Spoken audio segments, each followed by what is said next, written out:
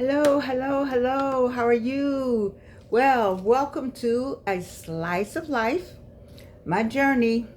This is my digital bio book, memoir, all digital. And I am enjoying it, especially since my IT person told me that there is going to be a transcript every time, and so I can go back and put it in a book. That's not going to happen. Maybe, maybe not. But anyway, this is more fun. I enjoy this. I feel like I'm talking to you. I feel like, it's a book and I'm talking to you from the book. So last time we were together, I was just teaching school for the first time. I have gotten my 4 schools. I had been hired. I had gone to Paris. Then I think I did talk about Paris. Yes. And then, so let me finish talking about Paris. Maybe I didn't, but I had some things I wanted to say because there we were, the four people, 4 young ladies out of Atlanta. We didn't make the news. Let me tell you, Jet used to be over there. Jet used to be in Paris a lot. Let me back up a minute. I know that you are well-traveled today, but I want you to go back in time with me and think of 4 African-American women in the 60s traveling to Europe. It was phenomenal to me. And then to get there and to find out, there were so many other people. There were other Americans that were mostly, but we saw a lot of Africans there, people of color, as the way they put it now. But just the idea, we were in our 20s. And I said, I cannot teach. How am I going to be a French teacher? I just couldn't imagine. Canada was good, but I needed to go to France. So there we were. We had a ball. Now let me tell you the fun things, the funny, fall all the way out. Go get you some popcorn on this right here. So we see the Eiffel Tower. We're like, oh my God. There's the Eiffel Tower. Now, every time I've seen the Eiffel Tower, it's been in a book. I don't know about them, but it was in a book. So I could see the Eiffel Tower. So we decided we would keep our eyes on the Eiffel Tower and we would walk to it. Help me, somebody. It was good to be in our 20s. Because we walked our happy selves all the way across Paris. We walked. And we walked. When we saw how massive it was, I personally was like, oh my God, this thing is so big. No wonder you could see it all the way across Paris. We were some tired cheering. Anyway, 2 of us could speak French. So we managed to get maybe a taxi or something back to our hotel. That was the funniest thing. So anyway, let me tell you about the 3 of them. 3 of them decided, well, if we're going to be all the way over here, we may as well see another country. I don't know how they found out all this because I don't know what I was doing. But next thing I knew, they were going to Italy. So we're going to Rome. I said, well, go right ahead. I'm going to go over here. Oh, I meant to bring that. Golly, Georgianne. I found my my student card from the Sorbonne. I was going to show it to you. I don't want to stop. I'll show it to you next time. This is a show and tell video biography, memoir, whatever you want to call it. I really wanted to show you that. Put it up against my face. I don't know how to stop and start and it'll still be all right, so forget it. Anyway, they went to Italy and I stayed in Paris. I learned the salsa. I found an African based nightclub. Loved it. Had a ball. When they came back, they said, listen, you cannot, I found my friend Donald Hubbard. And anyway, I just had a great time. I stayed there by myself. In 20s, you could stay anywhere. No fear. I got this thing, there's something going on back here. I don't know why it hurts so badly. I'm going to try to just keep going. Anyway, they said, you cannot leave here and don't go to Italy. I said, I'm not going down there by myself. They said, no problem. We all going back. So we get the train. They don't tell me, though, from Paris to Italy, Rome by train. It's like going from Chicago to Quebec. It was long.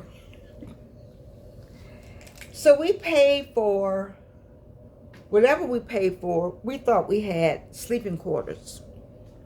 And so we all piled up in our little sleeping quarters. Somebody knocked on the door and said we didn't pay for that. Well, they were saying something, leave, whatever. It was mostly Italian. So nobody spoke English. Nobody spoke Italian. So we asked who spoke French. Because Addie and I could speak French.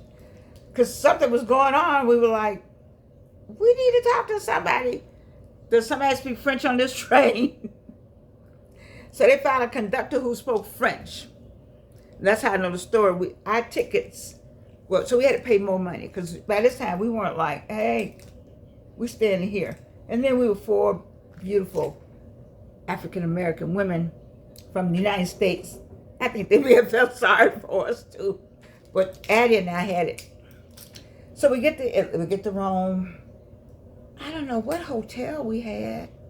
How did we get something without Henderson Travel? I don't know. Henderson Travel, I don't know. But anyway, the best move I could have made. Because I haven't been back to Rome since. That was in my 20s, and I'll be 81/71 in 3 or 4 days. So we went to with the Fountain of Tripoli and threw our money in there. So I'm still supposed to go back. Threw coins in the fountain. You know that song, 3 Coins in the Fountain? That was a good movie. And then we went to see the catacombs. Where Missy went to see them. I don't know where they went. Oh, they had already seen all that. So I had to go on me a tour. And then I went to the Sistine Chapel and looked at the the Vatican. To look at what Michelangelo had painted for the Holy Family. And then I looked at, where the Pope and all the people those people in those little skirts. I understand that those, with the, what they have on uniforms, that puffed up here and something there. They said, don't fool with them. Don't let that outfit fool you. They will kill you, the guards for the Vatican. It was interesting. I was glad I went. Then we had to take the train ride all the way back. Oh, let me tell you about my Louvre experience. Was this time? They left me there. Did we go together? Oh, I can't. Anyway. Miss French, all right? Miss could read French, write French, been to Canada, all that's French. Couldn't find the Louvre. I kept looking for a sign that said, enter here or something. Entree. So I walked all the way around it. And then I asked a guard where it was. He was like, after I had walked to, Georgianne, I have some stories, but that made me who I was. I was like, oops. Let me go in here and look at some stuff in here.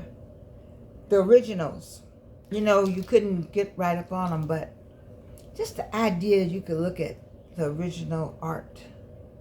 Mona Lisa, I was just standing there and to say, look at you, Georgianne. I always think about the little girl from Gary, Indiana. I always think about that. I'm a little girl from Gary, Indiana. I'm over here at the Louvre. So anyway, we had fun because we were young people, young women. We made it back to the United States, and I don't know if anybody in that group, maybe a couple, maybe two of the four went back, but one of them, my high school, my friend Addie passed away. I don't know when Addie passed away, but I was so glad that we had that experience together. I loved Addie. At Spelman, you know how you find friends that you just like? You don't have to be with them all the time. I got some folk now, I love my class of 1964. I don't have to talk to them.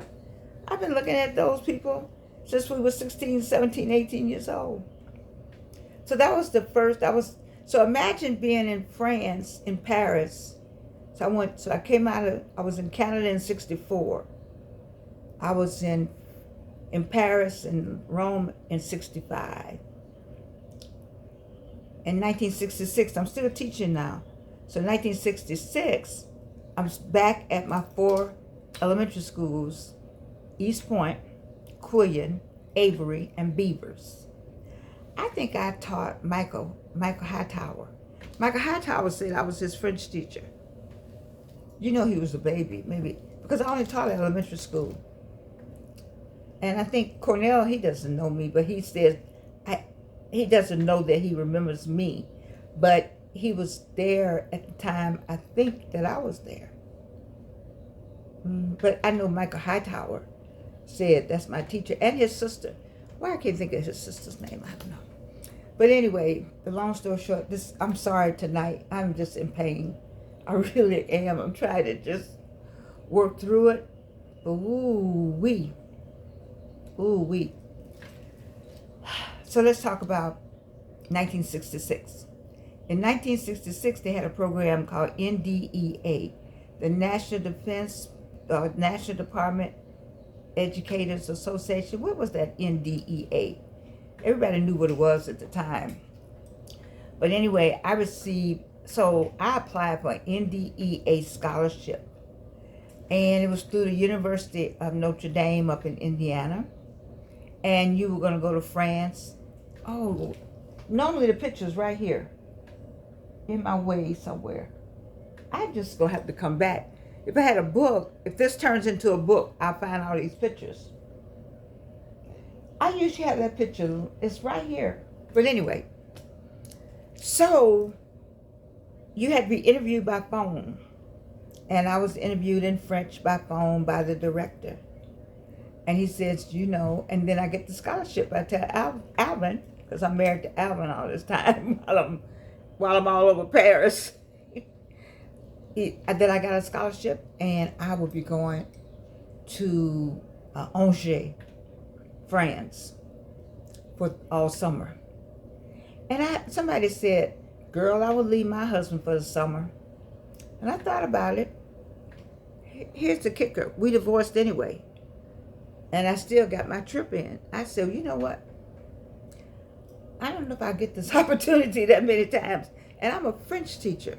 And for me, if you're going to be a French teacher, you need to just keep that going. We didn't speak French in Atlanta. I didn't speak French over in Pittsburgh, in Atlanta. McDaniel Street, Fletcher, Arthur. We weren't speaking French over there. So you have to go in and speak in French. This was such an opportunity. And I went over to, so you had to go to, we went on TWA. And we went on a plane chartered. Where did I go? I had to fly from Atlanta. Where's TWA's headquarters? You remember TWA? TWA? Did I go to St. Louis maybe?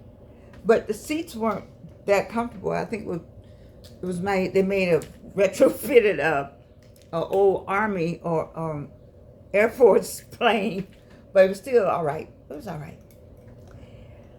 3 black people, 70 white people, 69 nuns. There I was. We went to Angers. It was wonderful.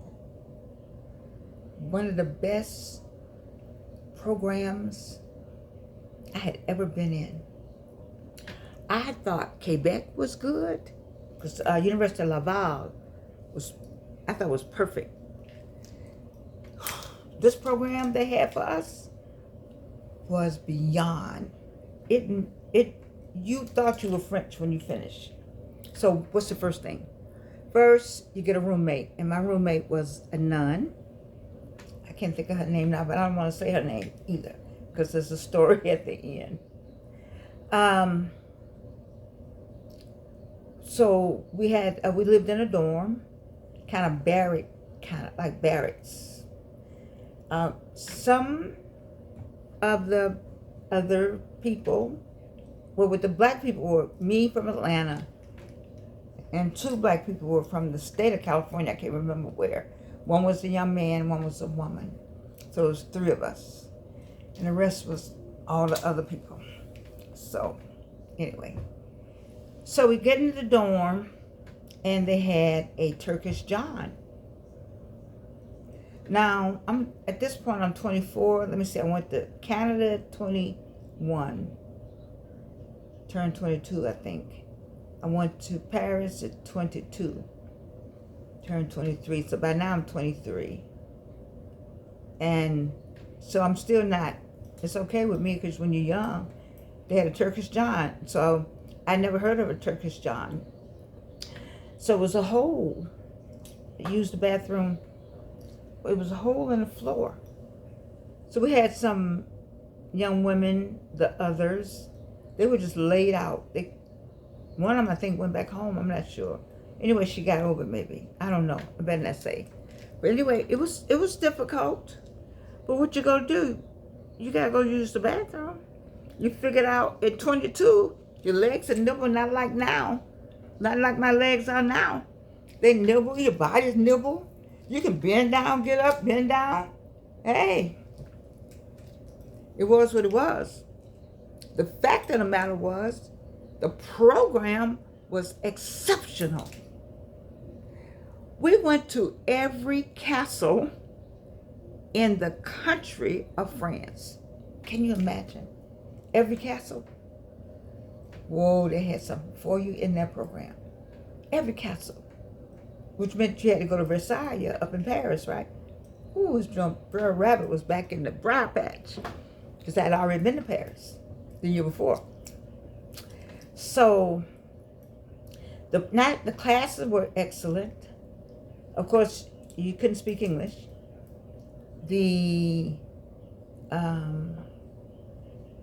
So the teachers and the teaching was excellent. It helped you just become more fluent, whatever that means.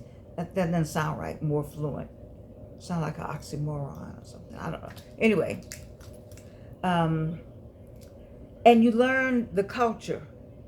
My first, we had a dinner, so we had to learn what it meant to have a goûter. So you would have goûter time, which would be snack time. And we had, first time I had fish eggs, caviar. And so one of the things they wanted us to learn was how to eat caviar the proper way. And then they taught us how to eat escargot. Did I have escargot when I was in Paris? Oh, let me back up. My first time in Paris. I went to Maxime. I had heard that Maxime was the most expensive restaurant, period. And I said, you know what, Georgianne? They down there in Italy. I don't know if I'm going to get back over here. Let me roll up in here to Maxime's. I sure did. I know I spent a mint, but I sat there and enjoyed every bit. And yes, I had chicken. I had a poulet. But it wasn't poulet like, it was poulet. I'm serious.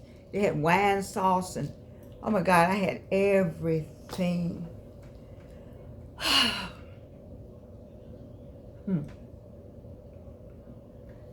That's when I tell that story, that by the time I finally made it to Magnolia Room, where I had marched to make sure we could integrate, had already been to Maxine.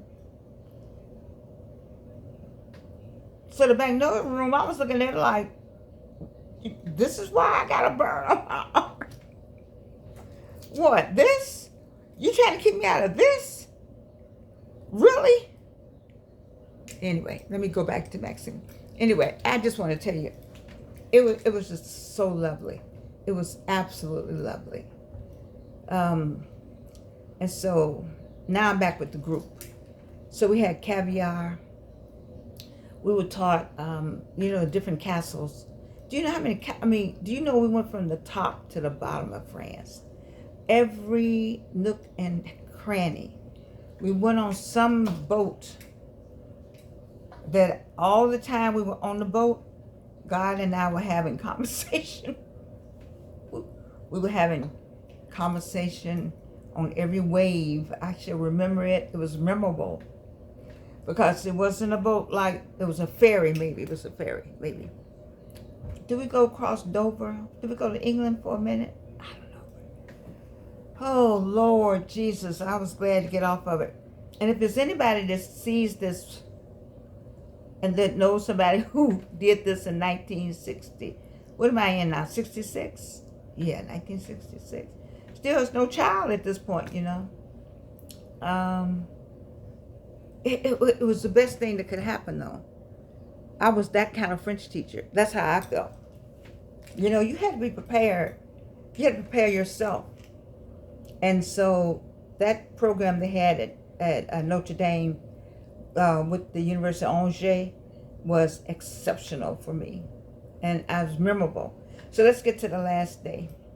The last day of the program, I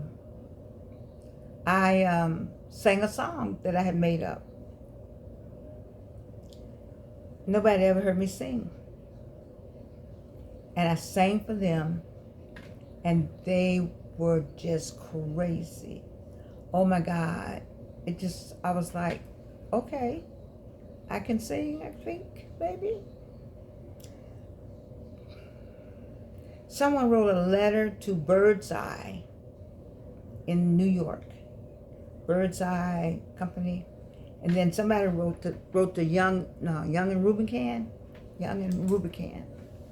and asked them if they would, as a letter of introduction, because they wanted me to come and sing. I think Birdseye had just hired the first black person to sing one of their advertisements.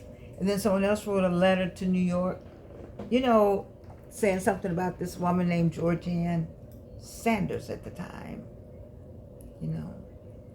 And so I'm going to tell you that story, because it's a kind of sad story. But anyway, I sang. The last thing that happened was that my roommate decided she didn't want to be a nun anymore. Instead of them focusing on why she didn't want to be a nun anymore, they focused on, what did you say and do to her to make her not to be a nun anymore? And da-da-da-da-da. Everybody focused on me, the one black person. Okay, let's go to another story. The other black woman and I decided, we had some time off, I guess. So we decided that we would go travel somewhere. Because, we were over there 3 months. I didn't see my husband for 3 months. So, I don't know where we decided to go. Did we go to Cannes? St. Tropez, maybe. I'm not sure. But we decided that we were going to go somewhere. And so we booked wherever it was and said, we're just going to show up. Not. We showed up, and they didn't have, the room wasn't going to be, we booked it wrong, and whatever was going to be ready was going to be ready later in the day or the next morning. And there we were with nowhere to go. So what did you think we did? We were homeless. Isn't it Betty? Maybe Betty. I don't know. How do we get to sleep on the beach? Who sleeps on the beach?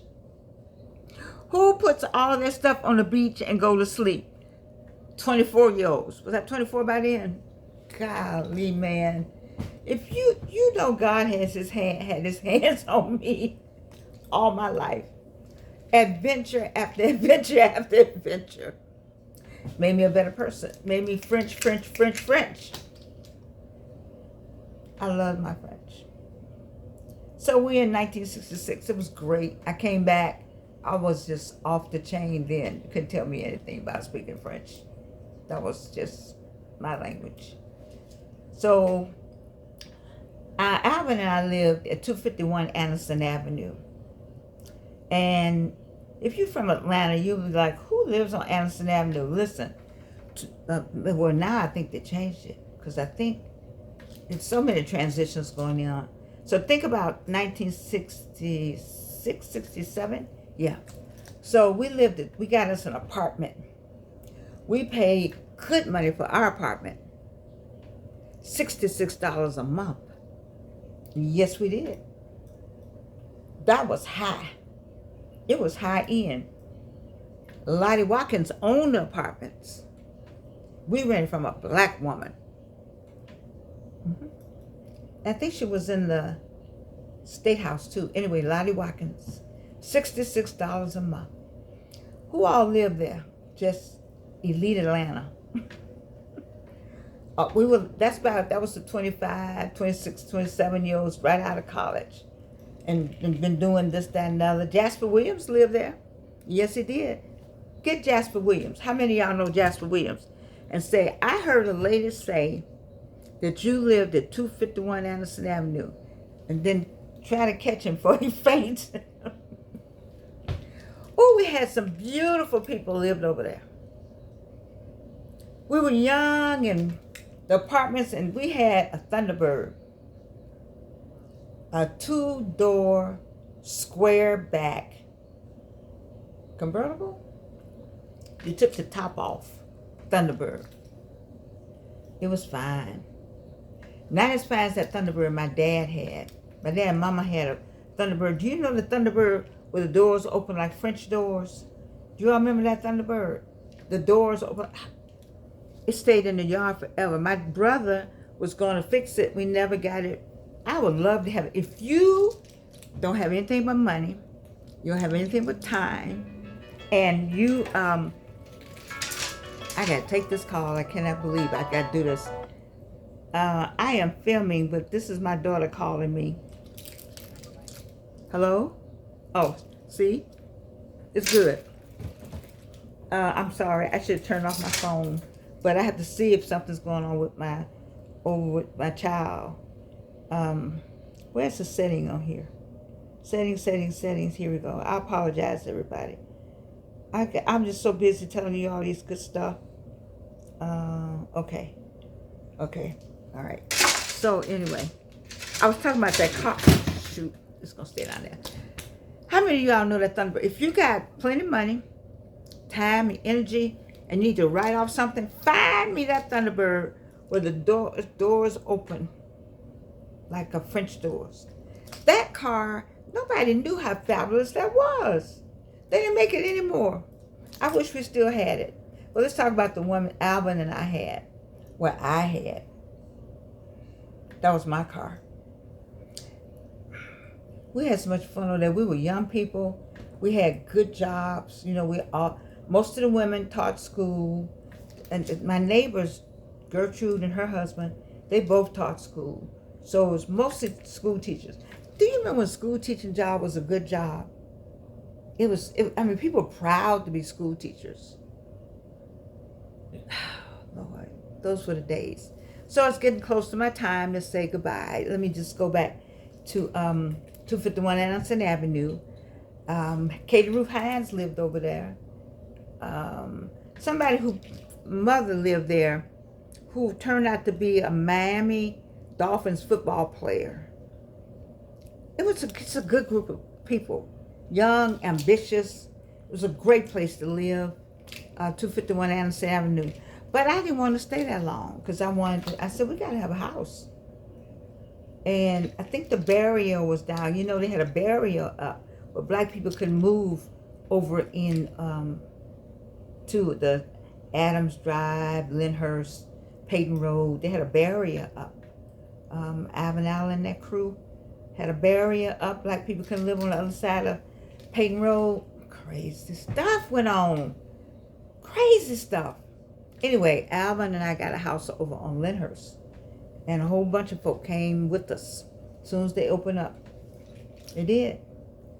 And then in 68, you heard me say that Dr. King died, and so did my dad. He got pushed down the stairs. I found that, in the other thing you saw, in the other presentation, he got pushed down the stairs in 1968, so I lost my father. I was pregnant with Evelyn. It's hard, very difficult. But we went to Chicago. My mother-in-law, I can't remember, she had never been on an airplane. We took on an airplane. She went with us because I wasn't sure what I was doing. I was too pregnant and too many things. My doctor didn't really want me to go, but my dad had died,